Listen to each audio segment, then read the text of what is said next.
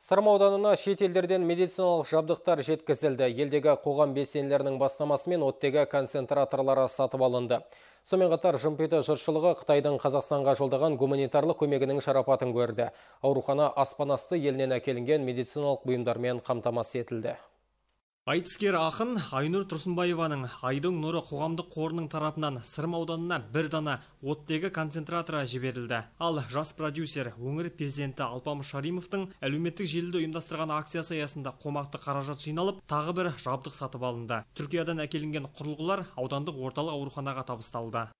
Қазіргі таңда 197 адам ауырып, соның 134-ті емделіп шығып, қазіргі таңда Орал қаласында жатқандары өзімізде, осы қазіргі таңда 18 адам өзімізде жатыр. Соның ішінде 20 бала ауырды біздің ауданымызда. 20 баланың қазір 4-еуі, 3-еуі Оралда жатыр, 1-еуі үйде жатыр. Сол емделіп, барлығы да жақсы емделіп шығып жатыр. Біздер енді осымен бірнеше рет аппараттарда осындай құрал жабдықтардың барлығын да беріп жатыр біздерге. Осы елдің азаматтары осы ауру шыққалы біздерде осындай құрал жабдықтар көп болған жоқ. Сол осы құрал жабдықтардың арқасында біздер көмектерімізді түгелдей көрсетіп жатырмыз.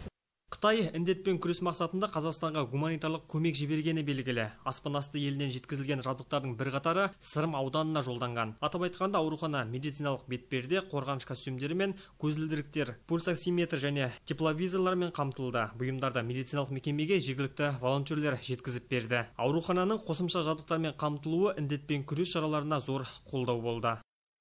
Қытай Халық Республикасынан келген гуманитарлық көмек бір қорап бетперде, бір қорап қолғап, бір қорап очки және де термометр, пульсосометр сынды аппараттар келді.